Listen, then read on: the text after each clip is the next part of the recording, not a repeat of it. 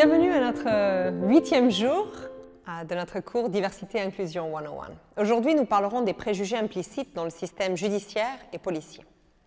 Tout d'abord, comprenons les préjugés inconscients. Fondamentalement, notre cerveau a la capacité de prendre des décisions rapides. Ceci est extrêmement utile, en particulier pour reconnaître une menace potentielle. C'est ce qui a souvent sauvé nos vies en tant qu'êtres humains. Cette capacité d'analyser rapidement une situation et de décider quoi faire. Mais dans une situation où la menace est plus faible, cette partie de notre cerveau est également active. Alors nous faisons des associations automatiques, liées à ce que nous avons entendu dans nos familles, dans notre société, dans nos cours d'histoire, dans les livres, les films, les journaux. Nous jugeons instinctivement en rencontrant un inconnu. On juge, on fait des hypothèses, on imagine, selon l'apparence de la personne, sa façon de parler, de s'habiller, de bouger avec son corps. J'aime, j'aime pas. Et nous le faisons tous, soyons très honnêtes. Nous ne le disons pas parce que nous savons que ce n'est pas politiquement correct, nous savons que nous sommes censés être de bonnes personnes sans jugement, mais nous le faisons tous et toutes. Nous disons « je ne vois pas la race, je ne vois pas le sexe », mais c'est un mensonge. Vous voyez la couleur de la peau des gens, vous entendez l'accent dans leur voix, vous voyez la différence. Faire semblant de ne pas voir, c'est nier le problème, pas le résoudre. Et nous le faisons surtout lorsque nous recrutons, gérons ou promouvons des personnes. Les auditions à l'aveugle augmenteraient la proportion de musiciennes engagées par les orchestres de près de 50%. Pensez aux premières minutes de ces vidéos. Quelles étaient vos hypothèses à mon sujet? Est-ce qu'elle est gentille, ennuyeuse? Quel âge a-t-elle? D'où vient-elle? Est-elle célibataire, mariée? Est-elle éduquée? Est-elle homosexuelle? Quels sont les indices que vous avez tirés des vidéos précédentes?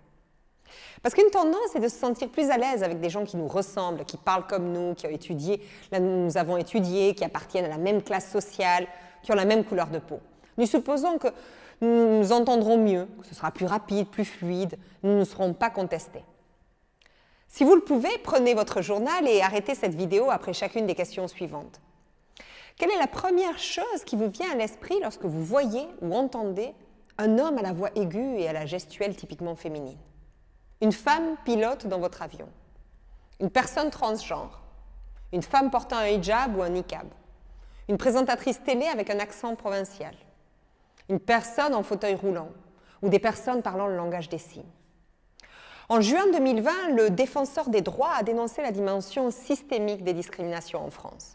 Jacques Toubon a réclamé la création d'un observatoire des discriminations, des campagnes de testing et des sanctions pénales réellement dissuasives contre les responsables des discriminations.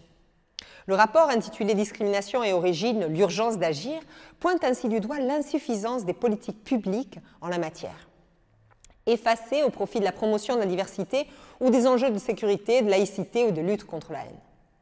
45% des personnes interrogées sont convaincues que l'islam est une menace pour l'identité de la France. 37% jugent que l'immigration est la principale cause de l'insécurité. 59% sont persuadés que de nombreux immigrés viennent en France uniquement pour profiter de la protection sociale. 34% continuent de penser que les Juifs ont un rapport particulier à l'argent. En 2016, 11% des personnes interrogées disaient avoir vécu une discrimination liée à l'origine ou à la couleur de la peau au cours des 5 dernières années, contre 6% en 2008. Ces préjugés implicites inconscients sont également en jeu dans notre système policier et judiciaire. Les personnes LGBTI du monde entier sont régulièrement victimes de harcèlement et d'abus de la part de la police. En France, les jeunes hommes perçus comme maghrébins ou noirs sont 20 fois plus susceptibles d'être soumis à des contrôles d'identité. Les personnes arrêtées par la police aux États-Unis sont majoritairement noires et latino-américaines et la force physique est utilisée dans la moitié des cas. La brutalité policière est utilisée pour désigner diverses violations des droits humains. Cela peut inclure des passages à tabac, des abus raciaux, des homicides illégaux, des actes de torture ou l'utilisation aveugle d'agents anti-émeutes lors de manifestations. Le racisme et d'autres formes de discrimination sont intégrés dans les systèmes d'application de la loi et de justice du monde entier, du profilage racial et des contrôles de police discriminatoires à l'application sélective des politiques en matière de drogue et une large application des lois antiterroristes. À la suite de l'introduction des lois d'exception en France en 2015, la police a procédé à des milliers de descentes discriminatoires et d'arrestations à domicile ciblant principalement des musulmans. La police a fait irruption dans les mosquées, a menotté ou pointé des armes à feu sur des personnes dont certaines étaient ciblées uniquement en raison de leurs croyances religieuses. En France, l'affaire Adama Traoré cristallise aujourd'hui la colère contre la brutalité policière. surtout après la mort de George Floyd et le mouvement Black Lives Matter. En 2017, les autorités de la République russe de Tchétchénie ont déclenché une vague d'attaques contre des personnes soupçonnées d'être gays ou lesbiennes. Des dizaines d'homosexuels en Tchétchénie ont été enlevés et torturés. Beaucoup ont été tués dans des lieux de détention secrets. En République dominicaine, les professionnels du sexe, et en particulier les femmes transsexuelles, sont victimes d'abus de la part de la police, notamment des viols, des coups et des humiliations. Aux États-Unis, les Afro-Américains représentent 28% des personnes tuées par la police en 2020, alors qu'ils ne sont que 13% de la population. Ils sont jusqu'à 3,5 fois plus susceptibles d'être tués par la police. Selon Amnesty International, en 2019, la police de Rio de Janeiro au Brésil a tué 1810 personnes, soit une moyenne de 5 par jour. Dans son documentaire, Ava DuVernay explique l'oppression systémique des Noirs à travers le système carcéral américain. 33% de la population incarcérée est noire, soit près du triple de la part des citoyens noirs de la population américaine. La prépondérance écrasante des images d'hommes noirs en tant que criminels dans les actualités locales et les émissions attise la peur chez les Américains. Selon elle, vous avez été éduqués en public délibérément, au fil des années, des décennies, à croire que les hommes noirs sont des criminels. La violence dans le système judiciaire et policier au niveau institutionnel est également présente au niveau personnel. C'est le fameux 1 sur 3. Une femme sur 3 dans le monde sera violée, battue, contrainte à avoir des relations sexuelles ou autrement maltraitée au cours de sa vie. C'est le fameux iceberg des blagues, des microagressions, du sexisme bienveillant ou du racisme, menant progressivement aux agressions et aux meurtres.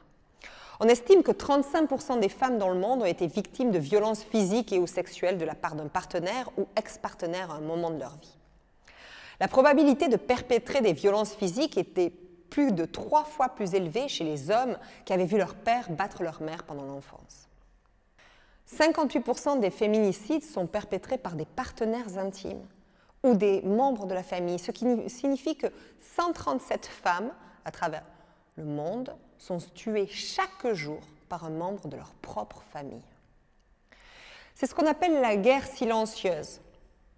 Et cela ne tient pas compte de la violence mentale, verbale ou émotionnelle présente dans tant de relations. Au Pakistan, des études de l'ONU montrent que si 50% des femmes sont physiquement maltraitées dans leurs relations, plus de 90% sont abusées mentalement ou verbalement par les hommes qui les entourent. Cet abus comprend des cris, des insultes, le reproche, la honte, l'isolement, l'intimidation et tout comportement de contrôle qui finit par ébranler le sentiment d'estime de soi et d'indépendance d'une femme. Il s'agit d'un schéma habituel de remarques dégradantes et de critiques excessives. Dans de nombreux cas, les femmes sont confinées dans des relations toxiques et ne peuvent pas s'échapper, par crainte d'être stigmatisées par la société ou ostracisées par leur communauté. La maltraitance ne se limite pas aux blessures visibles sur le corps d'une femme. Comme la dépression, la douleur infligée par la violence psychologique est invisible, mais tout aussi puissante, sinon plus. Les cicatrices laissées sur l'esprit ne s'estompent pas aussi facilement que les cicatrices laissées sur le corps. L'abus sexuel est également endémique. Un mineur sur 5 subit des abus sexuels avant 17 ans et 60% ne reçoivent aucune aide, avec le traumatisme que cela suppose.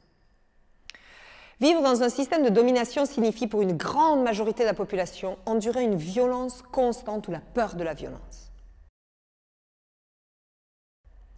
Comme réflexion aujourd'hui, avez-vous souffert de violence dans votre vie, au niveau physique ou émotionnel, de la part de membres de la famille, des enseignants, des étudiants, des partenaires, de la police? Quel a été l'impact sur votre bien-être physique et mental? Merci.